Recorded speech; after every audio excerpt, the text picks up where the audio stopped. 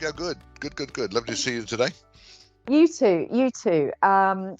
So you are launching in Devises. You've just moved to Devises. That's an exciting life change. Yeah, it has. I mean, we got to the stage, Jill, where we were sort of rattling around in the house in Gloucestershire, and we thought that a downsize would be better now than, should we say, in 5 years' time. And having thought about that and actually having done it, I'm so glad we did, because there was a lot of hard work. There was huge amounts of stuff to physically dispose of, physically give to charity shops, physically sell. Um, and of course, there's lots of paperwork and stress involved in a move. So from a broker point of view, it really did teach me it made me fitter, and it taught me lots of lessons, to be fair. It made me really think, and I sort of appeal to all brokers out there who listen to this, really think about your customer, because they're going through an awful lot. You're just doing the paperwork, you're ticking boxes, you're getting hassly calls from a valuer or from a lender or from an underwriter, and you're thinking about it from your point of view. But sometimes you just need also, perhaps, and I certainly learned from this, and I've been doing this a long time, just think about the customer too, because they will be going through all kinds of different emotions. It is. It is a very emotional situation because it's your home. So talking of that, how are you settling into the new house? Love it. Love it. So basically, Jill, we come down to Devises. We bought a house half the size. We just find everything so convenient here. So we were in the Cotswolds. We loved it in the Cotswolds. We have many, many friends up there. But Claire's just come back from shopping, and it's taken her 3 minutes to go to the supermarket, whereas it's a 20-minute run and then 20 minutes back before. So think about the you know used to the environment and all that stuff, and her time and our time. It's just a tiny thing, but it just shows. And everything is around. The neighbours are friendly. The house is lovely. We got work to do, of course we have, to make it as we want it, but basically it works. Hey, we got solar panels, Jill. So I don't understand them, but they seem to be doing the job, because there's three green lights on, whatever three green lights means. So I need a chap to come around and show me, a chap or a lady, I should say, shouldn't I, to come and show me how the solar panels work. But we've got a water softener, so I got to think. And it beeped at me the other night, and I had to get up in the middle of the night and pour some salt in it because it got hungry. So we're having lots of fun, working out new things. And we've got one of those kettle taps, hot tap. So we now put the hot water straight in the cup. So that's another great thing. So yeah, loving the house, loving the area. We found some really nice walks. Wiltshire is an understated county. Everybody talks about the Cotswolds and the beauty of the Cotswolds. Yeah, I get that. But one of the reasons we came here was because we got married here 35 years ago, and we wanted to come back, and we're not disappointed. You just go literally a mile out from where we live, and you're on a beautiful hill overlooking, all the way back to Bath, all the way back to Salisbury. Absolutely fantastic. That's brilliant. That sounds great. And yes, and I'm loving the solar panels and water softeners, and and what a difference those things can make in your life. You'll see a difference, I think, in your electricity bills. We certainly will. We've got no gas, Jill. We've Yeah. got no gas bill now, so that's gone west. Yeah. Dealing with the utilities is another thing. It's an interesting thing. I'm trying to deal with my county council to get my council tax up and paid. The direct debit set up and everything else. And they keep asking me to register with an account number. Well, they haven't given me an account number, so therefore I can't register. And so yet again, the frustration of dealing with a larger organisation. And all you want to do is speak to someone. All I want to do is pick up the phone and say, if it's Jill, hi Jill, can you tell me how I access my account number for my council tax? Because I'd like to pay you, but I can't speak to anybody. It's so frustrating. BT promised me, I shouldn't say BT, should I? A internet provider promised me that it would be all done on the 3rd of May. The man came round, and he was a nice man, and he said, I'll have this done in 10 minutes. And then he disappeared for 5 hours, and I never saw him again. And his boss had to get involved and basically said to me, it was a problem he should have solved. I'm really sorry. But that was 4 days later. And it's so frustrating, because all you want to do is speak to someone. And I shouldn't say the old days, should I? But back in the day, you could phone someone and a local person would be involved. And it really worries me, the whole future, the whole AI thing. And it's what we do, helping people with mortgages. If people can't help people, then you can have as much AI as you like. but frankly, it's going to cause major problems. Rant over. That's really interesting, and a very interesting rant. And I think, that's something that we think about at House and Holiday Home, is about relationships with customers and focusing and listening to what people's needs are. And then, tailoring our response to that. And maybe what we need to do with AI is, get it to do the number crunching so that we can focus on customer relations. I Yeah. don't know. Yeah, you're Mm. right. I mean, the first question we're asked is, why should I come to you? Why can't I just go to the bank and do this? Well, you can. Good luck. If your case is very straightforward, you can probably go to a high street leading bank on the in your town, online or whatever, and it will work. But honestly, Jill, 90% of the cases we see are not straightforward. There's always something. There's always someone else living in the house. There's always a little blip with the credit. There's always, I don't know, an annex on the property. There's always something. And that's why basically robot mortgages never really got off the ground, because they thought it was a great idea. But in the end, what did they do? The robot companies all employed lots of brokers to speak to people. Hey, that's interesting, isn't it? It really is. And you're right. And I read something in Mortgage Strategy today about how they're thinking that even more complexity is coming up in the future around mortgages. So we can have a little chat about that in a minute. In Really, fact, I'm I was I'm going to. really worried about you actually, Jill, because everybody, Jill's our marketing lady, and she is a creative writer by profession, and now she's talking to me about reading Mortgage Strategy. Jill, what have we done to you? I'm going to speak to Joe when he gets back and say, just leave Jill alone, because she's now reading Mortgage Strategy. It's great, Jill. We're so pleased with what you're doing, but I'm very Thank worried that you. won't be able to write the next Harry Potter. I have to say, I'm finding the world of mortgages really, really fascinating, and I'm loving it. And I can see that it's actually a really interesting subject area. So there you go, Hang people. on a minute. I Just have to say, pause this podcast. I got to go and get a drink, Jill. That's like, this is good. I've been oh, doing this for years, and oh, bless you. Okay, come on, next question. okay. So actually, the next question was about the future. So, what are you looking forward to in the future as far as changes to your lifestyle and any property changes that you want to make around the house that you're thinking about, not right now, not immediate changes, but things you might like to do. Okay, so I think, Jill, it's really business as usual for me at the moment. Joe and I are embarking on growing this business, and in the meantime, I have a large book of clients who I know that when you and I know brokers will relate to this, you come offline for 4 or 5 days because you have no internet, and despite your efforts to use your phone and everything else, it's a nightmare. Because basically we've got to look after people, and I've got a big enough mortgage book to continue looking after people for many a year, certainly as long as I'm fit and able to do so. So it's just basically me moving the office from Gloucestershire across the border, getting a ticket to get out of Gloucestershire into Wiltshire, get signed into Wiltshire, and carry on business as usual, and carry on. I'm half an hour closer to Joe, physically, so that's easier for us. We can meet halfway, half an hour away each, and we can continue to build and grow the business.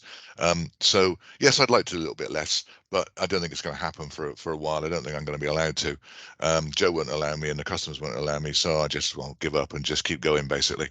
But yeah, no, I do want to think about my own mental health, think about my future. Um, so I think really the honest answer to that question is 8 Beale Close, Bussage, Stroud is the same as 10 Tilly Close, Devizes, Wiltshire.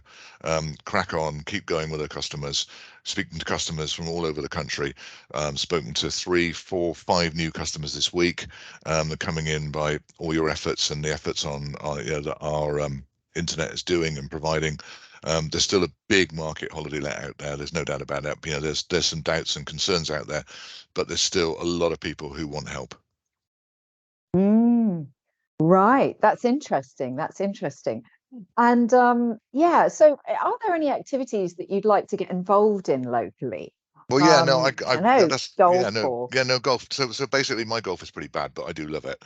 Mm. So there's 2 golf courses within a drive of here. I don't say well, not my drive, might be Joe's drive, not my drive, but anyway. There's a posh golf course in North Wilts, and there's a course that is, should we say, changing ownership and needs some help. And the new owners have bought the course, and they're gonna put it back to its original state. So it's really exciting going over there the evening. It's a beautiful evening, beautiful course, lovely trees and beautiful countryside surrounding. And you just think that the guys there have got a blank canvas when they get the greens mended and the grass mown. Fantastic opportunity. So I feel like I should be going in something new on that particular course. And I've actually asked the bowls club if I can come along and play bowls. Like, like a lot of people, we're all good at bowls in the garden, and we've all played skittles in our time. We've all been 10-pin bowling. So I think it's time to go bowling. And I actually missed the open day because we were moving in on that day, and but they had 27 new members. So I think there's a myth out there that bowls is for old men, and older people. Forget that. I think I know that this particular club, there's a lot of young people there, and whilst I'm not quite in that young category anymore, I'm looking forward to getting on the green. I think that's the right phrase. I don't know, but so waiting for a call back from those guys. Yeah, I've found some lovely walks. We live right next to the Kennet and Avon Canal, so I've been walking down the canal this morning before I started work, watching the swans and the narrowboats go by. So hey, what's not to like? Yeah, I've heard the same thing about bowls, that it's really growing in popularity, and lots of younger people are getting involved. So hopefully we'll get a little bit more of a French attitude towards how relaxing it is and what a lovely social activity it is. Yeah, when I start seeing you Yeah. reading bowls weekly, I shall really start worrying about you. Come on. I'm still writing. I'm still writing. It's Still okay. writing. Okay, so I was wondering if that, although you've kind of answered this question, but I'm wondering if you've got any ideas about what you would like to do when it comes to the business, especially now you've moved. The business, I think basically the business is Joe and I to continue to create and manage and grow a sustainable mortgage brokerage, which has a family feel to it, um, um, a feel where brokers can join us and feel relaxed and not under pressure and not governed by targets or silly rules. We belong to a network that look after us really, really well. Of course, they have strong compliance aims and strong compliance objectives. We've got no problem with that because they're there to keep us safe, and we must do our job correctly. So I just want to see, I'd like to, when I hang up my pen in a number of years' time, I'd love to hand over a very successful business to Joe, for Joe to do as and when he wants with it. That's the aim, really. So let's keep growing. I have to remember, Jill, and you have to remember that I started this as just me, and it was very much a survival operation. Back to the wall. How am I going to earn some money? My last company, that wasn't my company, had been sold, and I was sort of left with nowhere to go. And my network came and rescued me, and I was on my own, and I, was delighted to do one mortgage a week, and I thought, my God, I've got to earn some money because there'll be no food on the table. It was as simple as that. Now we have new challenges. Now, we have all the regulatory challenges, we have the market challenges, and we have the challenges of owning a business with employees. At the end of the month, I have to pay you, Jill, and we do that by, all working together, putting our shoulder to the wheel, and hopefully there's a little bit left for us all at the end of the day. Well, I have to say, from my point of view, it is the loveliest work environment I've ever had, the loveliest team to work with that I've ever experienced. So, and Oh, that's thank after you. 20, Well, we 25 enjoy it. years in teaching.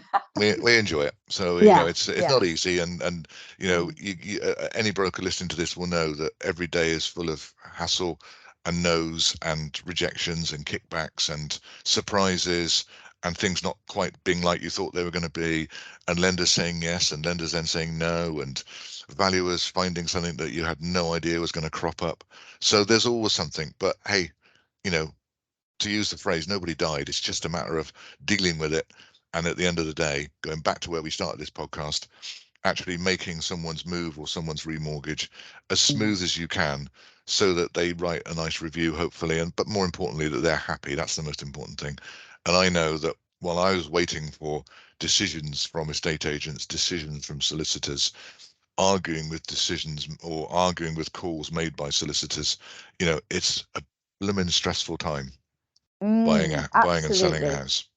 Absolutely. And I find that warmth and that supportive atmosphere runs throughout the whole business, throughout the whole team, and that's lovely.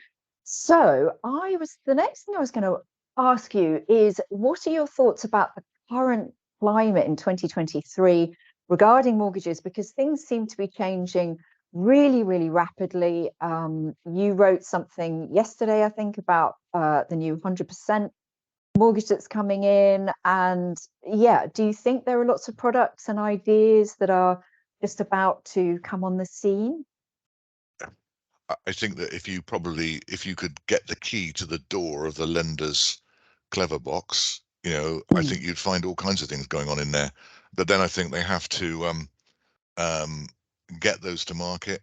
They have to be profitable for the lender. They have to be regulatorily compliant. Um, as I said to you about the 100% mortgages, you can have as many snazzy schemes as you want, but at the end of the day, they've got to be affordable for the client. And we are still battling in an environment where there is a shortage of supply. Um, there's a great shortage of housing stock, and house prices continue to rise, and salaries don't rise at that same level. Um, so um, it's not easy. It's not easy. People look to equity release more. Older people are having to borrow money to help their youngsters help themselves. Um, there's a lot of challenges going on. A mm. lot of there's plenty of work for a good brokerage. There's no doubt about that.